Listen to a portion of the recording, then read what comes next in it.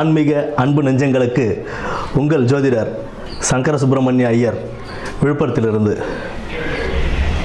இப்பொழுது நாம் பார்க்க போவது கார்த்திகை மாதத்தின் ராசி பலன் பற்றி பார்க்க போகிறோம். அதற்கு முன்பாக இந்த கார்த்திகை மாதம் நமக்கு எப்படி உருவானது, இந்த மாதத்தின் விசேஷங்கள் என்னென்ன அப்படின்றத ஒரு கிளான்ஸ் பார்த்துருவோம்.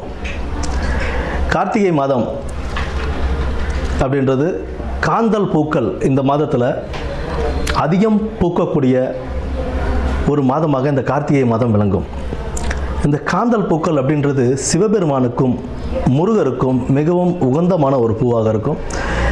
இந்த மாதத்தில் அந்த காந்தல் பூக்களை வாங்கி நம்ம சிவபெருமானுக்கும் முருகருக்கும் நம்ம பூஜித்து வரும்போது நம்மளுடைய சகல தோஷங்களும் விலகி சகல செல்வங்களும் அடையும் ஒரு வாய்ப்பாக இந்த மாதத்தில் அமையும். இன்னொரு விஷயம் என்னன்னு கேட்டோம் அப்படின்னா, இந்த கார்த்திகை மாதத்தில் கார்மேகங்கள் அதிகம் சூழ்ந்து கொஞ்சம் இருள் நிறைந்த மாதமாகவே இருக்கக்கூடிய ஒரு மாதம் ஆனதுனால வீட்டில் எப்போவுமே விளக்குகள் எரிஞ்சிக்கிட்டே இருக்கும் இந்த கார்த்திகை மாதத்தில். அதனாலவே இந்த தீபத் திருநாளும் இந்த மாதத்திலே நமக்கு வருது. இந்த தீபத் திருநாள் அப்படின்னு சொல்லும்போது சிவன் அக்னி ஸ்வரூபமாக மாறி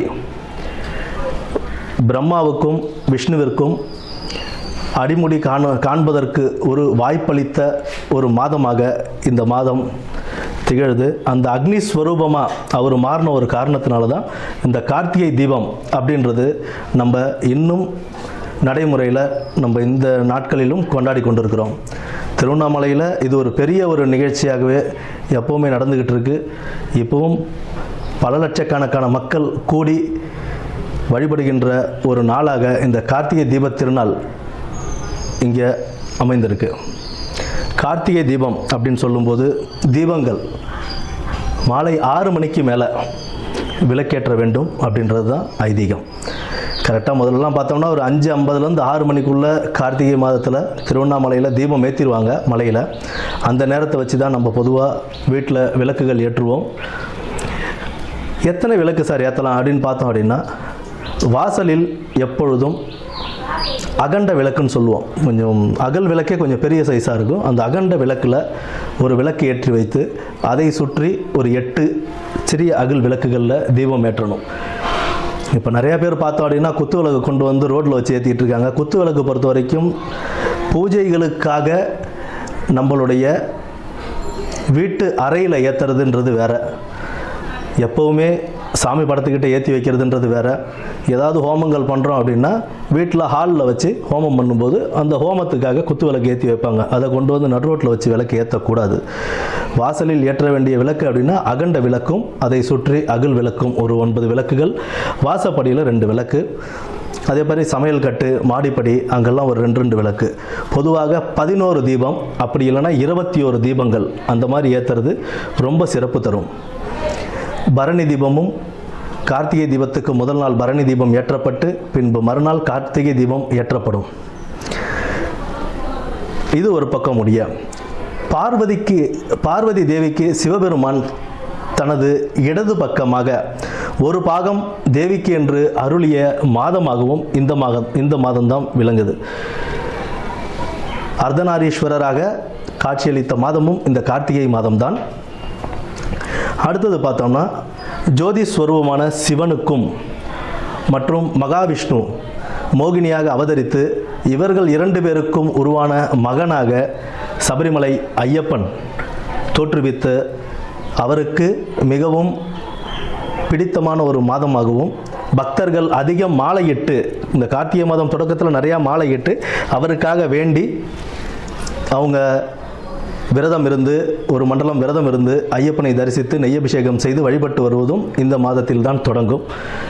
இந்த கார்த்திகை மாதத்தின் சிறப்பான இந்த கார்த்திகை மாதத்தில் இனி வரும் நாட்களில் நம்ம 12 ராசிக்காரர்களுக்கும் யார் யாருக்கு நல்லா இருக்குது, யார் யார் கவனமாக இருக்கணும் அப்படின்றத பற்றி இனி வரும் வீடியோக்களில் பார்ப்போம். வணக்கம் மீனராசி நேயர்களே. கார்த்திகை மாதம், இந்த மாதம் உங்களுக்கு ஆன்மீக நாட்டம் அதிகரிக்கக்கூட ஒரு மாதமாக இருக்கும். தொழில் வியாபாரத்தில் ஒரு நல்ல முன்னேற்றம் ஏற்படக்கூடிய ஒரு மாதமாகவே இந்த மாதம் அமையக்கூடும். எதையும் செய்து முடிக்கும் தைரியம் இந்த மாதத்தில் உங்களுக்கு வருங்க.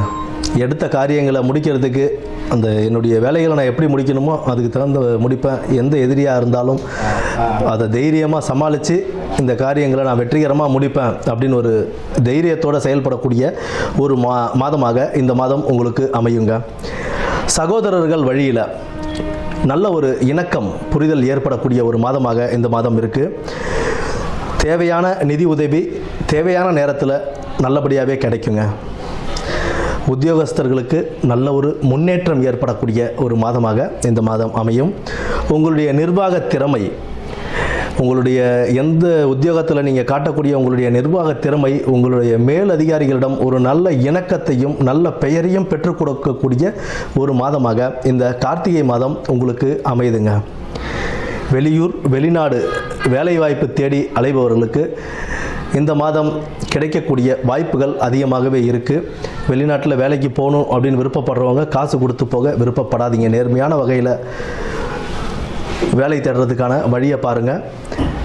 குருவுடைய ராசி என்பதனால் அவர் நேர்மையாக செயல்படுவதன் மூலமாக உங்களுக்கு நல்ல பலன்களை கொடுப்பாரே தவிர நீங்கள் குறுக்கு வழியில் காசு கொடுத்து போகணும்னு பார்த்தீங்கன்னா ஏமாற்றங்களை சந்திக்க நேரிடக்கூடிய ஒரு காலகட்டமாகத்தான் இந்த காலகட்டம் இருக்குது.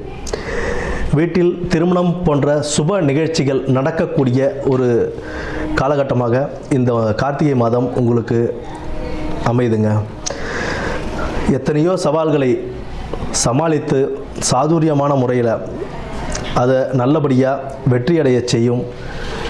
நீங்கள் ஒரு சில விஷயங்களில் துவண்டு போய் உட்காருவீங்க. அந்த துவண்டு போகிற இடத்துல உங்களுடைய மன தைரியத்தை நீங்கள் நல்லபடியாகவே தைரியமாக வைத்து அதில் ஒரு நல்ல வெற்றியை காணக்கூடிய ஒரு மாதமாக இந்த மாதம் உங்களுக்கு அமைத்து கொடுக்கும். குடும்பத்தில் மகிழ்ச்சி நிலவக்கூடிய ஒரு மாதமாகவும் இந்த மாதம் இருக்கும். கணவன் மனைவிக்குரிய ஒரு நல்ல இணக்கம் புரிதல் உண்டாகக்கூடிய ஒரு மாதமாகவும் இந்த கார்த்திகை மாதம் உங்களுக்கு அமைஞ்சிருக்குங்க. உத்தியோகஸ்தர்கள் மேலதிகாரிகளிடம் அனுசரித்து போவதும் ஒரு நல்ல ஒரு முன்னேற்ற பாதையை உங்களுக்கு மேம்படுத்தி கொடுக்கும். தொழில் வியாபாரத்தில் நல்ல முன்னேற்றம் ஏற்பட்டு நல்ல சீரான வாழ்க்கையும் உங்களுக்கு கிடைக்கக்கூடிய ஒரு மாதம் இந்த மாதமாக இருக்கும். உறவினர்கள் மத்தியில் உங்களுடைய கௌரவமும் உங்களுடைய பெயர் புகழ் நல்லா தெரியக்கூடிய ஒரு மாதம் இந்த மாதமாக இருக்க போகுதுங்க. கொஞ்சம் பண விஷயங்களில் கவனமாக இருக்கிறது நல்லது. பண வரத்து சீராகவே இருக்கும். வீண் விரயங்களை தவிர்த்து நல்லபடியாகவே சேமித்து வைத்தால் உங்களுக்கு இந்த மாதம் ஒரு நல்ல மாதமாக இருக்கும். வண்டி வாகனங்களில் செல்லும் போதும் உடல் ஆரோக்கியத்திலையும் ரொம்ப கவனம் செலுத்த வேண்டியது மிக அவசியம். மற்றபடி விஷ்ணு வழிபாடு உங்களுக்கு ஒரு நல்ல செல்வ செழிப்பான வாழ்க்கையை அமைத்து கொடுக்கும். நன்றி, வணக்கம்.